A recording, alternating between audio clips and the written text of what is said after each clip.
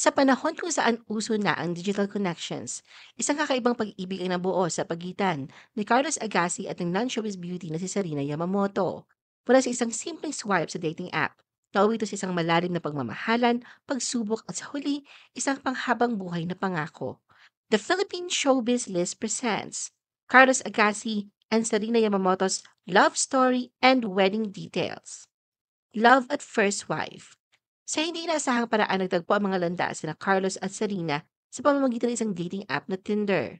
Kwento ni Sarina, inakala rin niyang una ay poster lang ang account ni Carlos dahil alam niyang laganap ang mga peking profile online. Kaya naman nag-swipe right siya upang malaman kung totoo nga ito. Nang lumipat sila sa Instagram, napatunayan niyang verified ang account at dito na nagsimula ang kanilang pag-uusap. Hindi naman nila pinatagal pa ang pangyayari dahil makaraan lamang isang linggo ng online chat, nagkita na agad sila ng personal. Sa unang pagkikita pa lamang inamin ni Sarina na siya ina-inlove na agad kay Carlos. Ganoon din daw ang naramdaman ni Carlos na anya, nabighani siya agad sa ganda at kabaitan ni Sarina na para sa kanya isang love at first sight din. Noong mga panahong iyon, abala si Carlos sa trabaho, habang si Sarina naman ay tutok sa kanyang sariling career. Sa kabila nito, nagkaroon pa rin sila ng mga pagkakataong magkasama. Minsan mga ay isa lamang ni Carlos si Sarina sa kanyang basketball game. Bagamat nauwi raw ito sa mga pinakapangit niyang laro dahil sa kaba, ayon kay Carlos, tinutukso na nga raw siya ng mga teammates niya na wag magpapogi dahil wala man lang siyang mai-shoot na bola. Para nga raw siyang bumalik sa high school level sa tuwa at kilig. Nang tumama ang pandemya, mas naging madalang ang trabaho ni Carlos at doon sila lalong nagkaroon ng panahon para sa isa't isa ni Serena. Nagkataon naman na pareho silang taga Batangas kaya mas naging madali ang muling pagkikita. Na maging official na maging magkasintahan na raw sila ay sabay na rin nilang binura ang kanilang mga dating apps. Lahat ni Carlos, si Sarina na raw ang nagmamanage ng telepono niya at lahat ng dati niyang kachat ay na-block na. Biro pa nga ni Carlos, si Sarina na ang sumasagot kapag may tumatawag sa kanya tuwing hating gabi. Obstacle in love from pain to healing together. Isa sa mga pinakamabigat na pagsubok sa kanilang relasyon ay dumating noong 2022 nang ma-injury si Carlos sa isang basketball game. Isinailalim siya sa surgery at matagal na nagpagaling. Sa panahong iyon, si Sarina ang naging sandalan niya mula sa pag-aalaga sa ospital hanggang sa pagiging workout partner habang naka-crutches. Ngunit higit pa sa physical na pinsala ang naranasan ni Carlos. Inamin niya na siya dumaan sa depresyon at si Sarina ang naging susi upang siya makabangon muli. Tinawag niya itong kanyang guardian angel at hindi raw niya nalagpasan ang panahon ng pagsubok kung wala ito sa kanyang tabi. Over 7 years of togetherness in a strong relationship. Sa loob ng higit 7 taon ng kanilang relasyon, pinatunayan ni na Carlos at Sarina na posibleng isang malalim at tunay na koneksyon sa kabila ng kaibahan ng kanilang mundo. Habang abala si Carlos sa showbiz at fitness, nanatiling supportive si Sarina bilang kanyang katuwang sa buhay. Sa kanilang social media post, makikita ang lantaran nilang pagpapahayag ng pagtatangi sa isa't isa. Bukod dito, nakakatrabaho rin sila sa musika at ilan sa kanilang mga pinagsamahang kanta napapakita ng kanilang koneksyon bilang magkasintahan at creative partners. Pero tulad ng ibang relasyon na hinahanapan ng puna, hindi rin nakalitas ang dalawa sa mga pagbabatikos na may kaugnayan sa medyo naughty na tema ng kanilang rap songs. Gayunpaman, patuloy na pinapatunayan ng Sarina at Carlos na walang makakatibag sa kanilang matatag na samahan. Sa katunayan, nagbigay patutsada si Carlos sa lahat ng bashers na umaasam na sana raw ay maghiwalay na sila ni Sarina. Sa kanyang Instagram post noong January 2025, ibinahagi niya ang collage ng celebrity couples na naghiwalay na gaya ng Kathniel. Mapapansin naka-black and white ang mga larawan na nabanggit na ex-celebrity couples, ngunit ang larawan nila ni Sarina ay may kulay pa rin at nasa itaas pa. Para kay Carlos, ibang klase raw ang saya at kasiyahan kapag ang partner mo ay kasundo mo sa lahat ng bagay, lalo na kung pareho kayo ng mga hilig at trip tulad ni Sarina na tinawag niyang wifey at forever companion. Sinabi din niya na si Sarina ang kanyang best friend, forever at partner in crime. Pinuri pa ni Carlos si Sarina sa pagiging mas mahusay pang rapper kaysa sa kanya, nagpapatuloy na kanilang magandang samahan at pagtutulungan. The wedding. Simula pa lang ay pinatunayan ni na Carlos at Serena sila hanggang sa huli. Matapos ang mahigit 7 taon na matatag na relasyon, opisyal na nagpalitan ng I do ang dalawa sa isang intimate ceremony na dinaluhan ng kanilang pamilya at malalapit na kaibigan. Itong Martes, August 19, 2025, nag-post si Carlos sa Instagram ng mga larawan nila ni Serena na kuha sa naganap nilang pag-iisang dibdib noon pang August 8, ngunit hindi agad nila isa na publiko ang balita.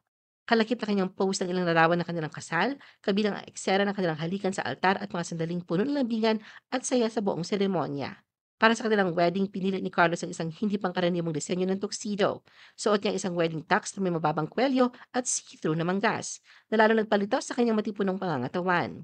Samantala si Sarina Yamamoto ay napakagandang bride sa kanyang white mini dress na pinalambutian ng mga lace sa bulaklak na bumagay sa masaya at eleganteng tema ng kanilang kasalan.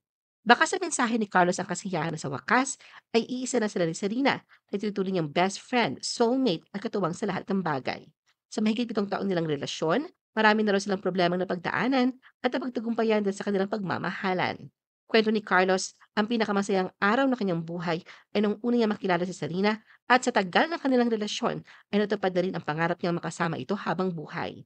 Ikinuwento rin ni Carlos sa kanilang mga pinapangarap na ngayon ay kanilang sama-samang tinutupad tulad ng pagkakaroon ng 4x4 na sasakyan, bagong bahay, malapit sa kalikasan, at ang panalangin na balang araw ay biyayaan sila ng anak.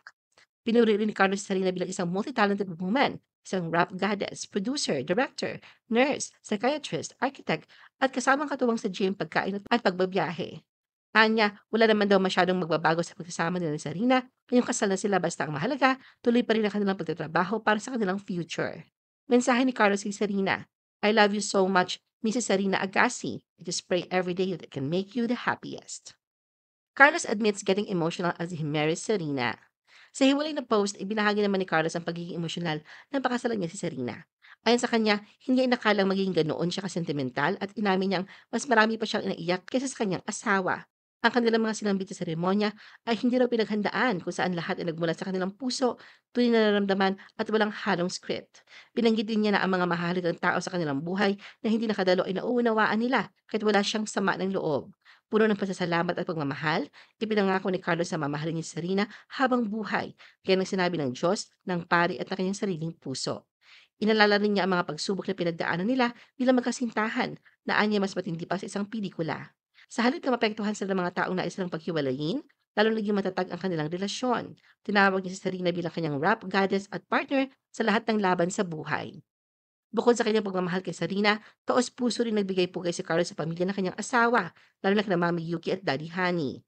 Lubos ang pasasalamat niya sa pagmamahal at mainit ang pagtanggap ng mga ito sa kanya bilang bahagi na ng kanilang pamilya. Para kay Carlos, tunay siyang pinalad na magkaroon ng mga biyanan at tinuring siyang parang tunay na anak. Inalala rin ni Carlos sa kanyang sariling pamilya, ang kanyang yumaong ina at stepfather at ang sakripisyo ng kanyang ina na abala sa pagtatrabaho upang maitawid ang kanilang pang-araw-araw na pangangailangan noon. Sa pagtatapos ng kanyang mensahe, buong puso siya nagpasalamat sa Diyos sa biyayang ipinagkaloob sa kanya sa edad na 45, ang makilala at mapangasawa si Serena.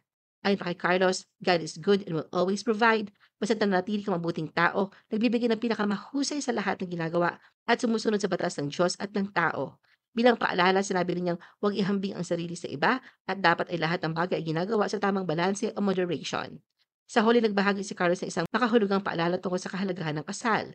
Yun sa kanya, ang pag-aasawa ay dapat lamang gawin kapag 101% sigurado bilang respeto sa Diyos, sa sarili at sa magiging asawa.